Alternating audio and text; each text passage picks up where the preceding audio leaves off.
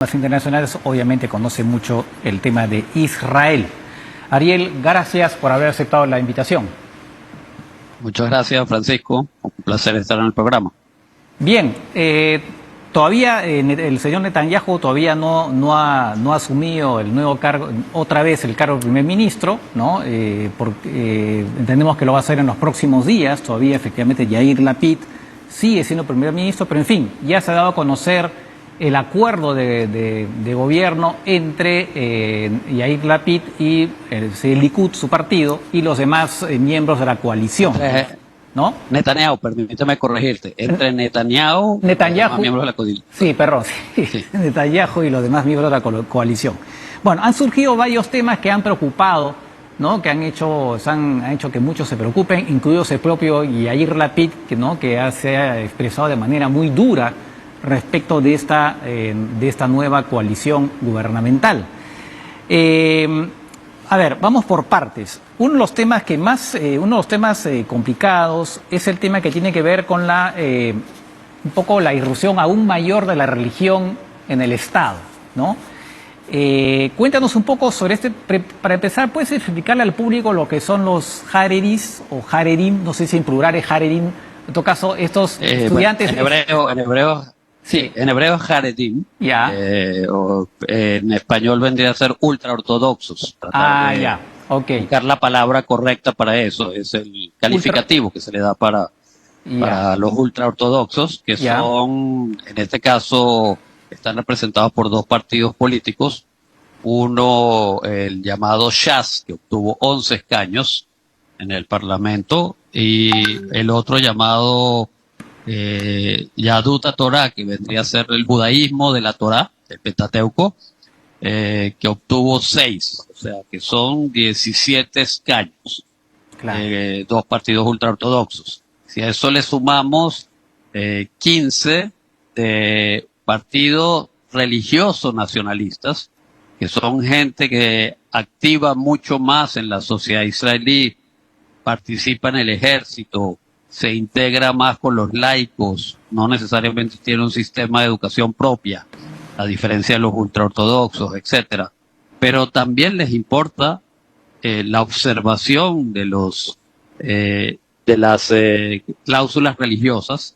Entonces, obviamente, es un gobierno que tiene una fuerte presión para tratar de que la religión sea mucho más importante de lo que ha sido hasta el momento en cualquier gobierno de Israel.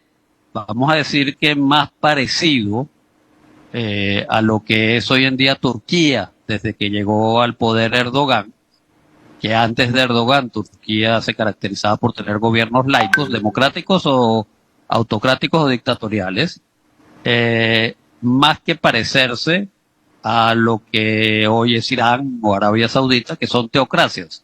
Gobiernos absolutamente gobernados por religiosos. Digo esto porque al final el primer ministro no es religioso, Netanyahu, y el partido mayoritario en la coalición tampoco es religiosa, que es el partido Likud, de Netanyahu.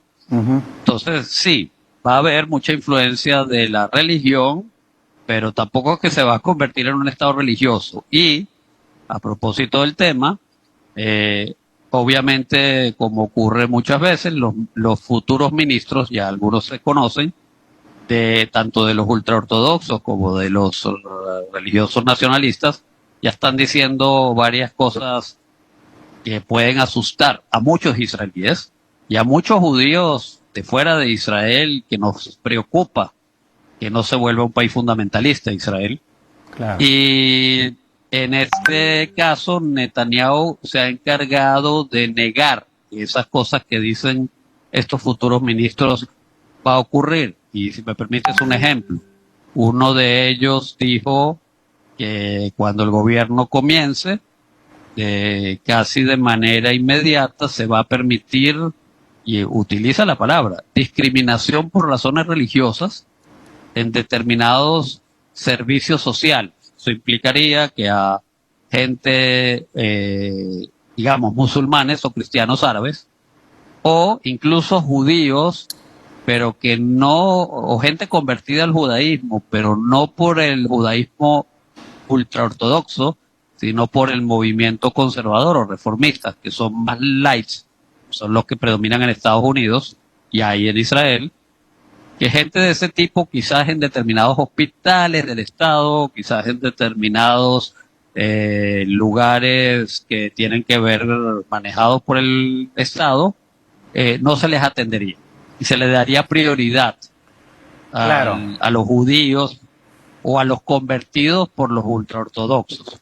Y claro. bueno, eso Netanyahu lo negó rotundamente, pero vamos a ver qué ocurre cuando empiece a gobernar y se Claro. tenga que enfrentar a esta gente. Y justamente, ¿no? Sobre eso, porque incluso creo que van más allá, porque incluso dice que negocios privados, ¿no? Eso que me leí, también leí que van a poder rehusarse a atender efectivamente a personas, hoteles, incluso a homosexuales, por cierto, ¿no? Hoteles, Correcto, sí. quién sabe, hasta Correcto. restaurantes, no atender, cosas por el estilo, Sí, ¿no? personas privadas, obviamente, que son ortodoxos, Claro, que son religiosos. claro. Y entonces que ellos van a tener la potestad de decir, bueno, a tal cliente no porque tiene tal creencia o porque tiene tal comportamiento y a tal cliente sí.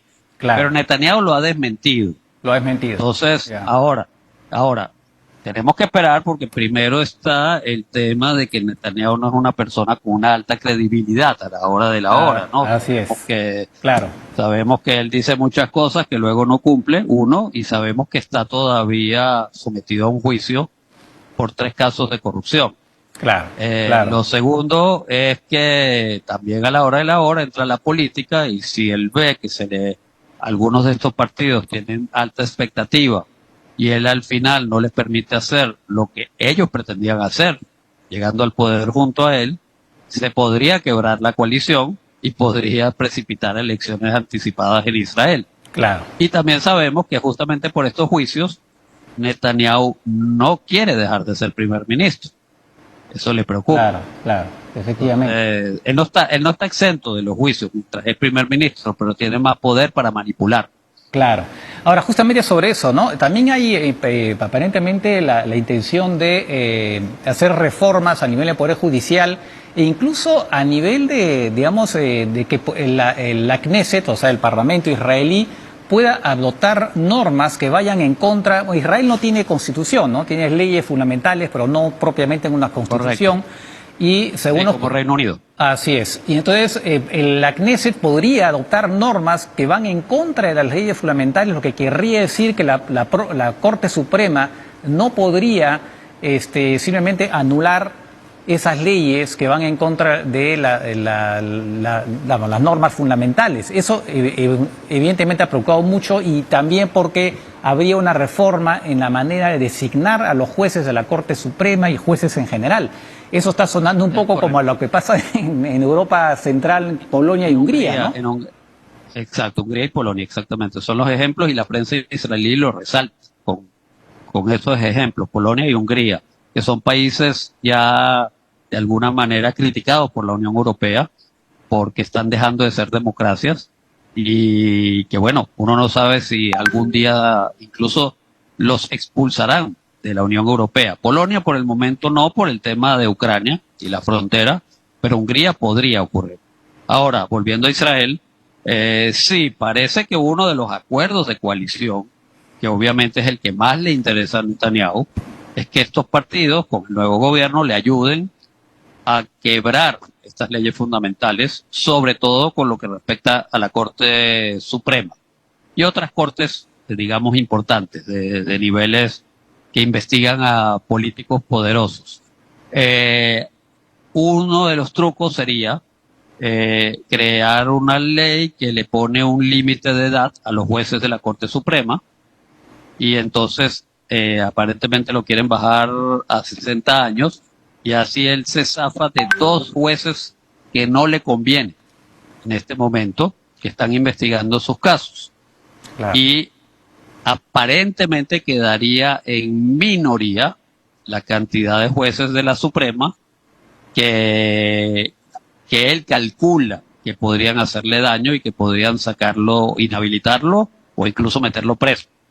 Entonces, obviamente, él está negociando con estos partidos y cediendo en cuestiones que tienen que ver con religión, en cuestiones que tienen que ver con probable discriminación a futuro e incluso en cuestiones de no mantener el status quo con respecto a los palestinos y con respecto a los mismos árabes israelíes, tal como ha sido desde que se fundó el Estado de Israel, a cambio de que todos ellos voten para hacer cambios en estas leyes.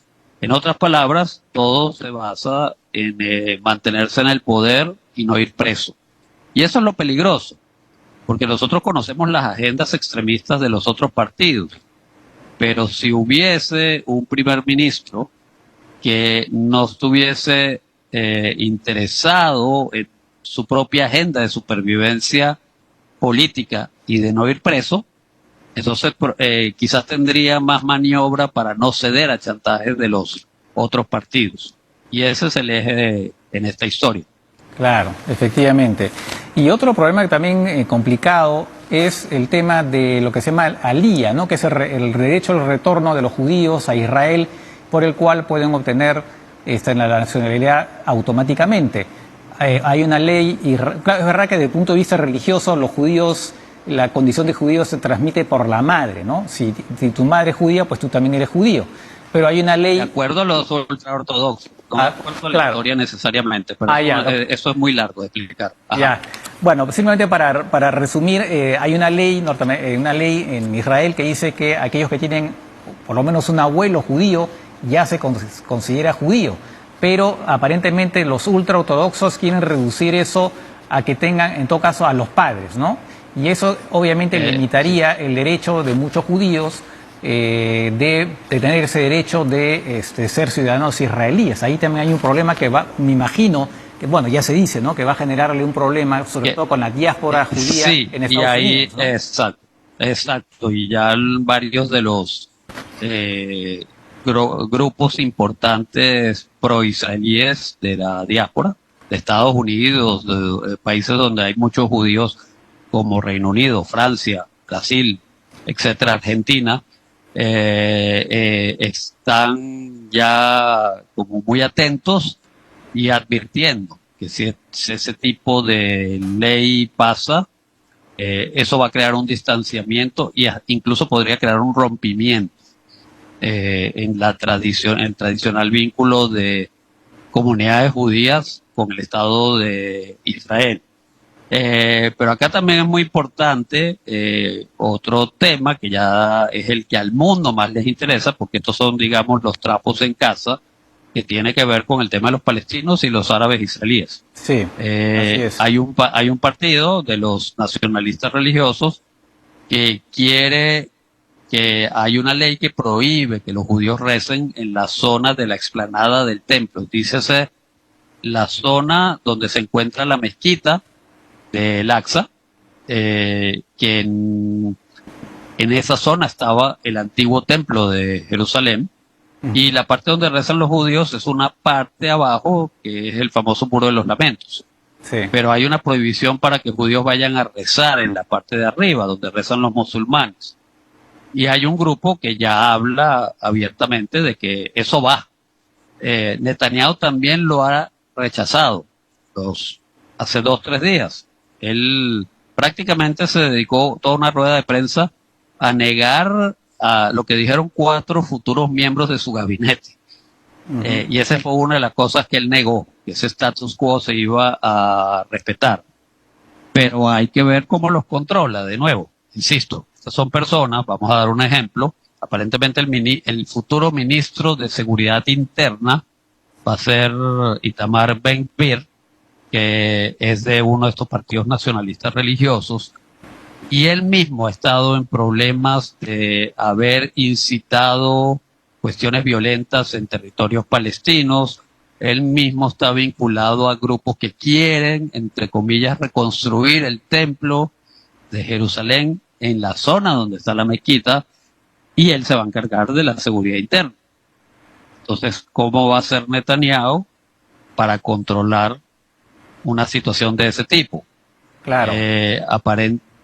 Aparentemente, otro de los ministros que va a tener mucha influencia con temas de fronterizos, con Cisjordania, etcétera, es otro que es de la coalición de esos partidos nacionalistas religiosos, y él habla ya de que van a legalizar muchos asentamientos que están aislados y que por el momento, dentro de una especie de status quo con la autoridad palestina, son asentamientos que podrían ser destruidos si termina de reconocerse el Estado palestino. Y este señor, que va a ser ministro y que va a tener un ministerio que tiene que ver con estos temas, está hablando así. Entonces muchos se preguntan cómo va a hacer Netanyahu para controlar ese rebaño. Claro. Y aquí la respuesta es, o va a sucumbir, porque no le queda remedio, a estas personas que son o extremistas nacionalistas o extremistas religiosas, o es un gobierno que va a terminar durando poco, como duró poco también el intento y el experimento de un gobierno amplio con partido árabe, con partidos de derecha, con partidos de izquierda, de la PITS, con Bennett, y habrá elecciones dentro de un año o algo por el estilo, que yo espero que sea, opinión muy personal, lo que ocurra. Claro. O sea, que la gente se dé cuenta que ningún extremo es bueno y que hay que buscar que se cree un gobierno de centro con o sin Netanyahu, pero si Netanyahu sigue ganando tendrá que ser con Netanyahu. Claro. Ahora, Tomemos en cuenta una cosa, Fernando, disculpa que sí, me extiendo. sí, Netanyahu ha gobernado muchos años ya, más de una década. claro, Pero ¿cuál es la diferencia entre el gobierno entrante con los anteriores? Que siempre gobernó con partidos de centro, aunque Claro. hubiese partidos ortodoxos en el poder, pero no dependía de ellos. claro, Tuvo como ministro de Defensa Barak, que era antes del Laborín.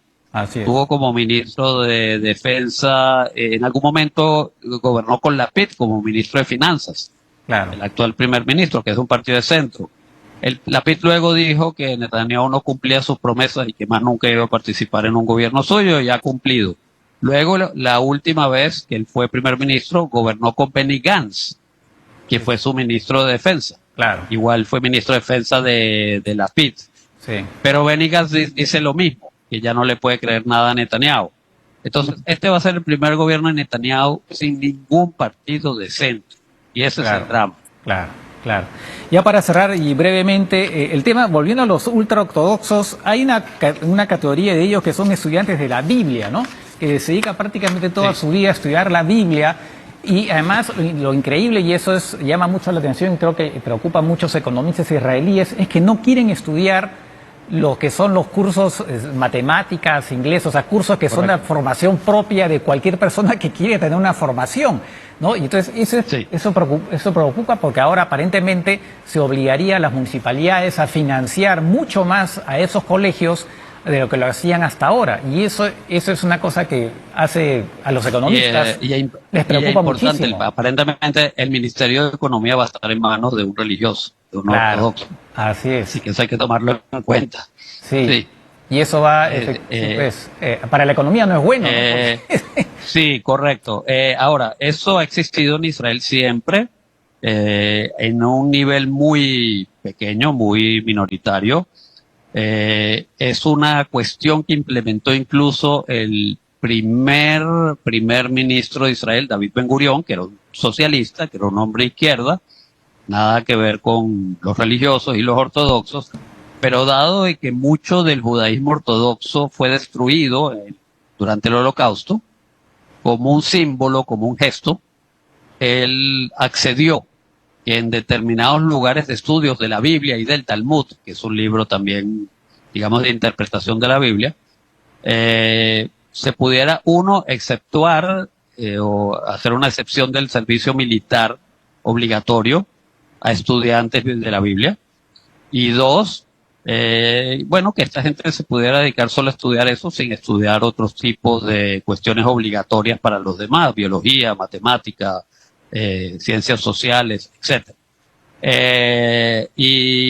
Pero en la época de Ben-Gurión eso eran 400, 600 personas. Con el paso del tiempo y el crecimiento de los partidos ortodoxos se tuvo que hacer compromiso a más personas, llegó a ser unas cuantas miles de personas, pero ahora lo que quiere el futuro ministro de Educación es que en todas las escuelas religiosas no sea obligatorio en el mejor de los casos, e incluso sea preferible no estudiar matemática, no estudiar historia, no estudiar universal, obviamente, no estudiar no sé, biología, cosas por el estilo. Y sí, no solamente es un problema para la economía israelí, va a ser un problema para el futuro de Israel, que todos conocemos que desde el punto de vista de tecnología, ciencia, es una potencia mundial.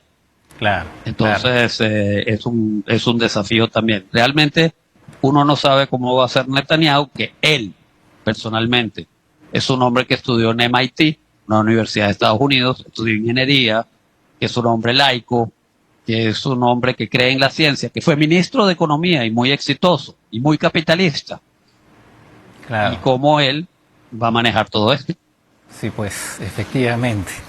En fin, qué complicado, qué complicado. Se supone que tal vez se ha dicho que eventualmente ya la próxima semana recién el nuevo gobierno asumiría funciones y vamos a ver cómo se comporta en la realidad y si Netanyahu, como tú dices, logra aguantar las presiones de sus aliados o si finalmente cede por ese tema, sobre todo legal, ¿no? Penal que él tiene. Gracias, gracias Ariel, muy interesante, seguiremos al tanto Muchas gracias. de lo que pasa y será hasta otra oportunidad. Ok, muchas gracias. Bien, cerramos el bloque con la pregunta.